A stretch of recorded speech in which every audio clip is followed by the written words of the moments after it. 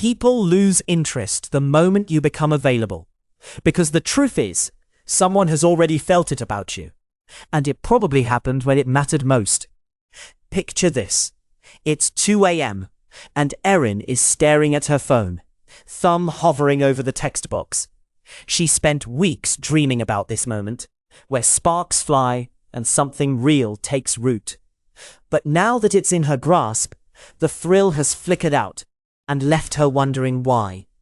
Here's a surprising number. In studies, interest may decline when someone believes they're no longer a challenge.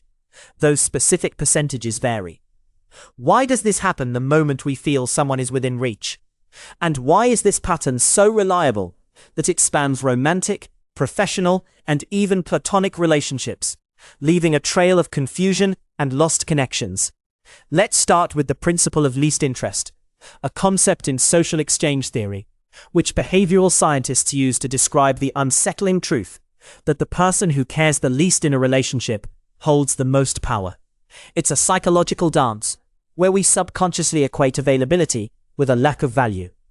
Take a scenario in a workplace where a highly sought-after consultant suddenly becomes eager for a permanent position. Within a span of 3 months, offers dry up and interest fades. Previously, the consultant's calendar was booked out for months. Now, it's eerily open. This principle isn't just a quirk of romance. It's a universal rule that plays out wherever humans engage. Switch to social circles, where you've likely seen it too.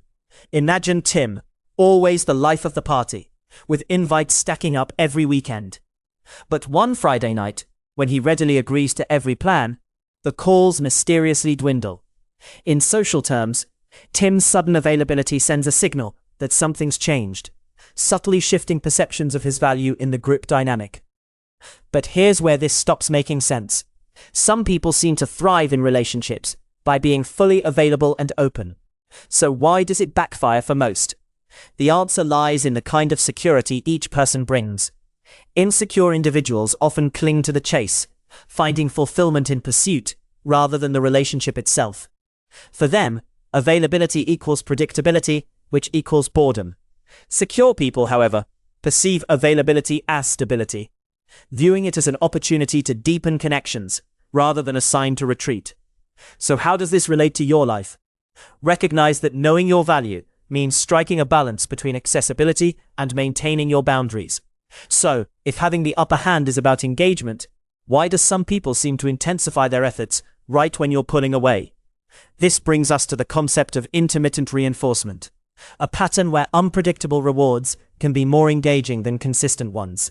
Think of a slot machine at a casino. Players become addicted because the next pull might just be the jackpot.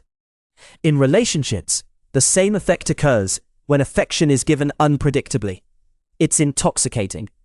In one experiment, partners who offered affection inconsistently were perceived as more desirable by over 60%, compared to those who were steadfast in their attention. Consider a workplace where a manager's praise is rare but highly rewarding when it comes. Employees will push harder, drawn by the hope of that occasional acknowledgement, more than they would in an environment where praise is predictable and constant. The element of chance creates a longing that pure logic struggles to dispel. But let's complicate this. There are those who find consistent reinforcement deeply fulfilling, building trust over time. Why doesn't intermittent reinforcement work on them? The key difference lies in individual tolerance for uncertainty. Some thrive on the excitement of unpredicted rewards, while others find security in routine and reliability, their interest unwavering even when others might falter. Recognizing this dynamic helps frame your interactions. If you're aware of what keeps you hooked, you can better manage both your expectations and engagements with others. Knowing that unpredictability breeds obsession, why do some people still not respond to intermittent reinforcement? Next, we explore the scarcity principle, which describes how people value what is rare or restricted more. When something is less available, we attribute greater value to it. A classic case arises during sales. Limited time offers create a frenzy, pushing us to act swiftly out of fear of missing out. Urgency-driven sales can significantly increase purchases, Those specific figures like 200% are not universally supported. Apply this to dating. When Sam casually mentions he's seeing fewer people than before, suddenly, the dates he does agree to hold much more significance. The perception of being selective elevates his appeal, casting an aura of exclusivity that makes people want to be part of his limited circle. However, scarcity can backfire when overplayed. When scarcity is so extreme that it borders on indifference, it loses its allure and instead communicates a lack of interest. Those who are genuinely confident don't need to play hard to get. They draw others in with authenticity, and scarcity is naturally implied through their selective nature. Connecting back to the broader question, it's crucial to balance scarcity with sincerity. Understanding when to reveal interest ensures that your availability is perceived as a meaningful choice, not a last resort. So why does the scarcity principle sometimes fail to create the desired attraction? Let's delve into the contrast effect, a cognitive bias where our perception of something is shaped by comparisons. When a new romantic prospect enters the scene, their allure is heightened or diminished based on who else is around. In experiments, rating attractiveness fluctuated significantly based on whether individuals were evaluated after seeing someone objectively more or less attractive. In a job interview scenario, a candidate's appeal is often judged relative to the preceding one. When followed by an unremarkable competitor, their chances improve, sometimes resulting in a 30% higher likelihood of an offer. Yet over-reliance on contrast can skew reality. If someone constantly compares their partner to past relationships, they may never be satisfied, chasing an ideal formed from fragmented memories rather than present reality. Those with a secure attachment style recognize this bias and prioritize genuine connection over fleeting comparisons. The contrast effect highlights how easily our minds can be swayed by context, urging us to be mindful of the environments in which we assess others and how we position ourselves. If these comparisons are so powerful, why do some people seem unaffected, remaining consistently interested despite the odds? Now consider the concept of the Zeigarnik effect, which suggests people may remember uncompleted tasks better than completed ones. This idea springs from a 1920s observation where waiters could recall orders only until they were served. In relationships, this manifests when unresolved tension or unfinished business keeps someone in your thoughts more persistently.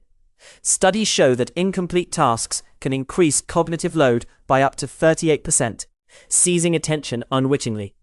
In another realm, social media leverages this effect through notifications that prompt a return to the platform. A staggering 80% of users check notifications within 5 minutes as the brain craves closure, leading to repetitive engagement. However, not everyone is equally affected. For those with strong internal closure abilities, the Zeigarnik effect holds less sway. They find ways to mentally file away the unfinished, reducing its grip on their thoughts. This showcases how individual differences play a role in how narratives of incompleteness affect us. Applying this understanding, recognize how unresolved emotions might be coloring your perceptions. Addressing unfinished business could liberate your mental space, allowing for clearer connections. Could it be that our strongest memories are shaped more by what remains undone than by what we complete? Returning to Erin at 2 a.m., the phone still glowing in her hand, we now see her dilemma differently. The shift in interest wasn't just a flaw in her or her crush. It was the interplay of complex psychological principles she was never taught to navigate.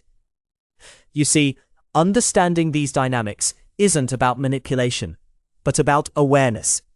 A reminder that mastering the rules of engagement is as much about knowing your own mind as it is about understanding others.